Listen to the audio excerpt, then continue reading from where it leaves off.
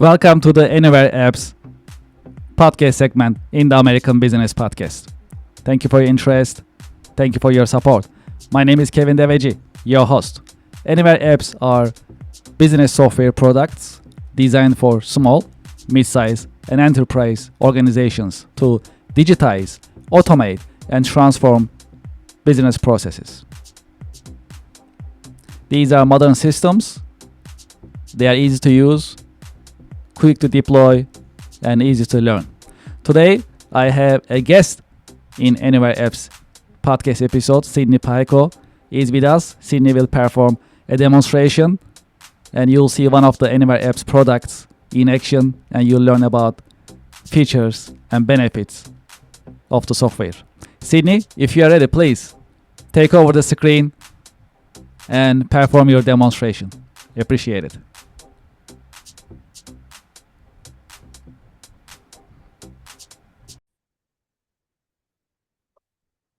Hello, thank you for having me on the AnyWare Apps podcast. I'm Sydney Pacheco, a pre-sales software specialist at AnyWare Apps, and today I'm going to be walking you through the AnyWare APS.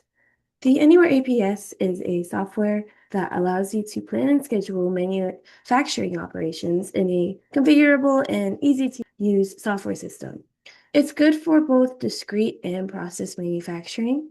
When you first open up the software, the first page that you're going to see is this page right here.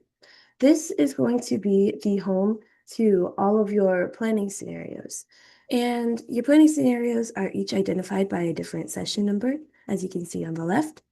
And basically, all of these different what-if scenarios are ways in which you would configure your schedules for your man, machine, and materials. And the different ways that you decide to plan it out will yield different results. And those results will be shown on this table here. So first, it'll just give you a quick overview. So your session number, your description, the plant that your planning scenario lives in, start and end date, so that you know the deadlines for your planning scenarios. And if you go to the right, you'll see more information, such as the total number of single jobs in your planning scenarios, the total assigned workload hours, the number of unassigned jobs, and more importantly, on the right side, if you scroll all the way to the right, it'll show you information like your total operation costs, the average operation cost per hour, and the total operation duration. And all of this different information, you can then compare between your different planning scenarios in order to decide which one would most align with whatever your goal might be for that specific operation. So something else you can do here is you can drag and drop the columns around, and you'll be able to do this with any of the other tables that are in this software as well. And you could also sort the different planning scenarios by, for example, if you wanted to sort them by the start date, you can go up to the header and you can sort in descending order. That way, for example, this one is the most recent start date, and that's the one I want to demonstrate. So if you wanted to click into a specific planning scenario, you can just double click. So today I'll be showing you sample 16. So the first tab that it brings you to, once it's fully loaded, is the Dates and Restrictions tab. And as you can see, it'll show you an overview of your session number, whether or not you decided to execute the plan, the description of your plan, the plant that it's in. And then over here is where you want to configure certain time constraints. So you would set a start shift and a start date, as well as an end shift and an end date. Once that's all set, you go over to the non-working time section. And as you can see here, we'll have a special non-working time section where you can input any time. For example, if there's an event that no one in your office will be able to come in to work that day, you can put that time in here. We also have a special non-working machine time section.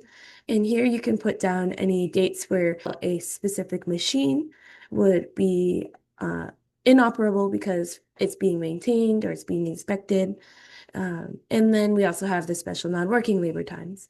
And once you put all of these time constraints in, you can then safely go to the capacity calculation section. And you want to then calculate your capacity. Once your capacity is fully calculated, it will then be checked off as capacity calculated, and that's how you know it was successful. And after that, I wanted to show you the Gantt chart. So the Gantt chart is going to be a visual representation of your production schedule. It's going to display various workstations, tasks, and their time frames.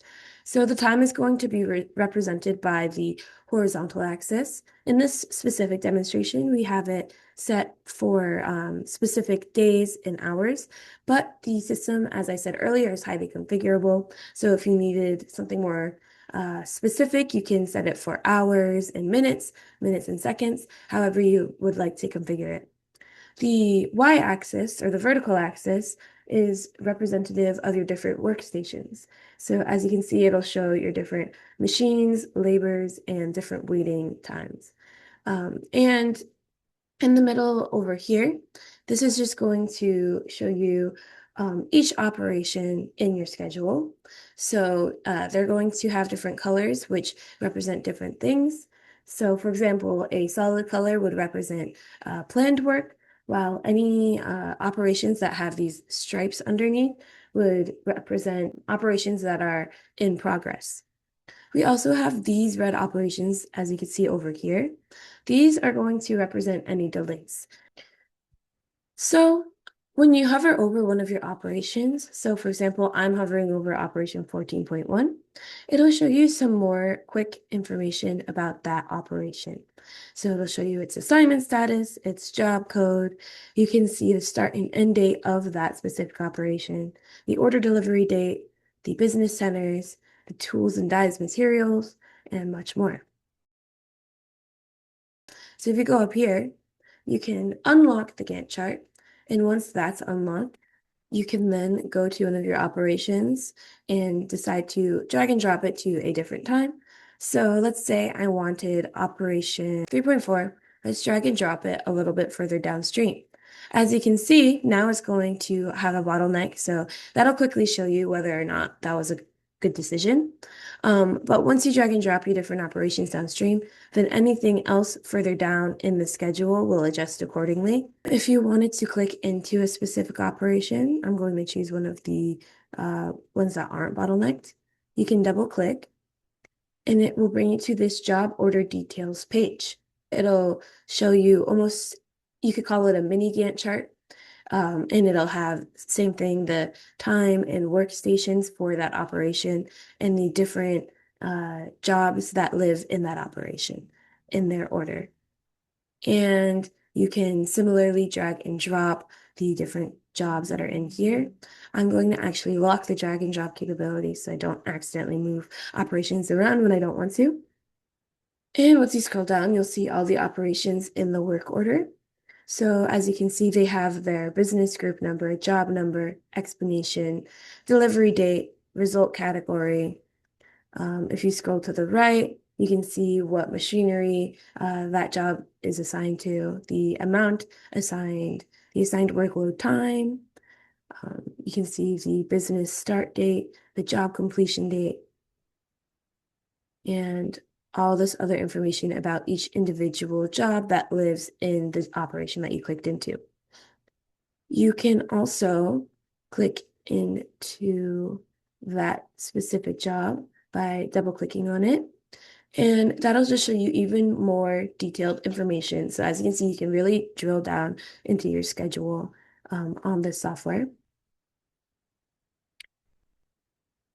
You can also add in specific jobs to the operation that you've drilled down into by just pressing this add button. And that's how you would do that.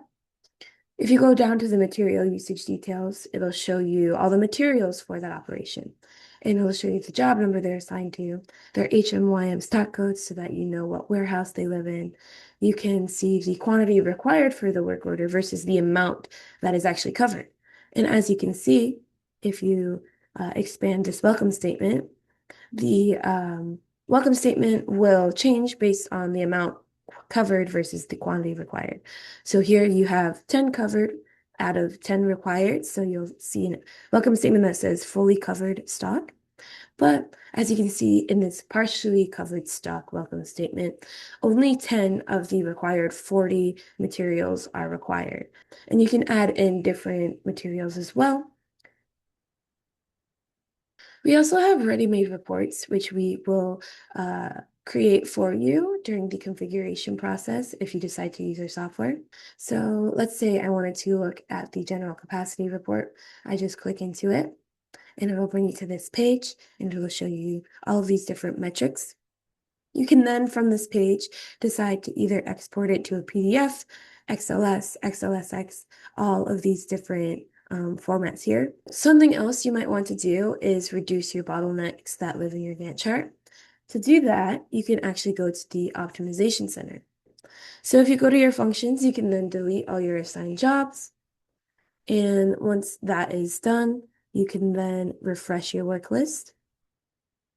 And all those jobs that you just deleted will be in here. And you can make edits to the different jobs. And then once all of your edits have been done in order to try to reduce your bottlenecks, which I'm not going to do because I want to keep the bottlenecks for demonstration purposes, you can then select all of the jobs by pressing the select all selector here. And you would go up to this optimization section and you can decide to either divide the jobs by need or by lot size. And then you would choose the planning direction. You can plan forward or backwards, and then you would just optimize.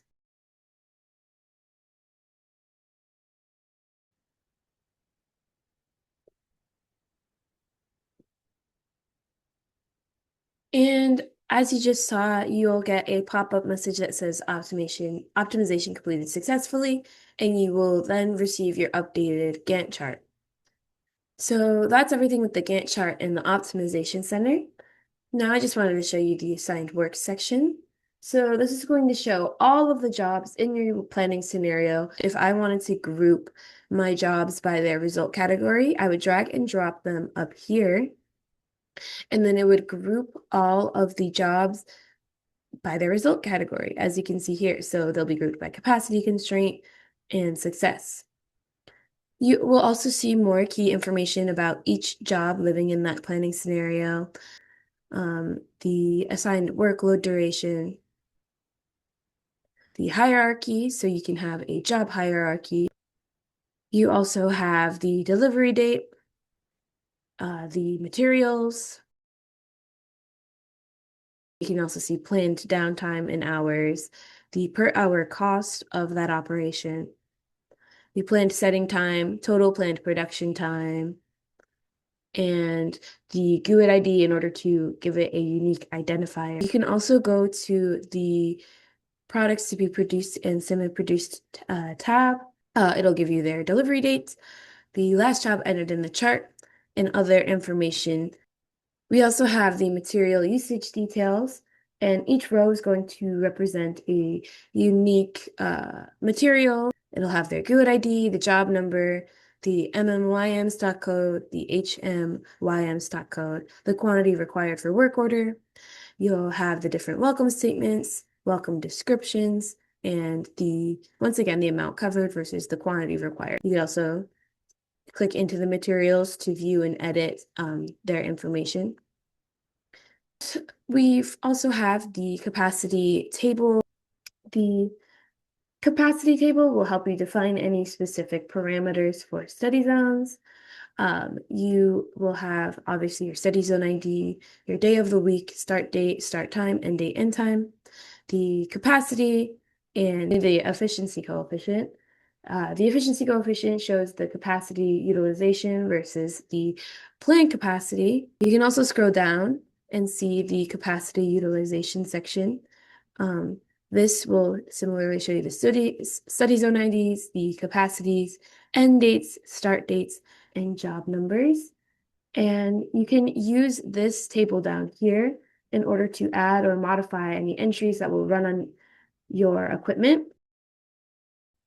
That's about everything I wanted to show you for the APS Anywhere software. Thank you once again for having me on the Anywhere Apps podcast, and I hope that this was informative for you. And I'm just going to give you guys back to Kevin.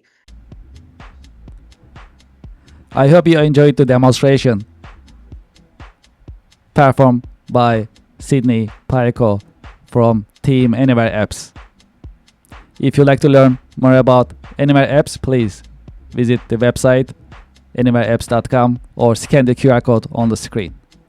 There is more. If you'd like to reach out to me directly about AnyWare Apps, please send me an email, kevin@kerconsulting.com, and I will be happy to coordinate a follow-up meeting with you and Team AnyWare Apps to talk about your business process automation, digitization needs, expectations, business requirements, and I'll make sure that AnyWare Apps team will also share more insights with you to address your requirements. I'm looking forward to hearing from you.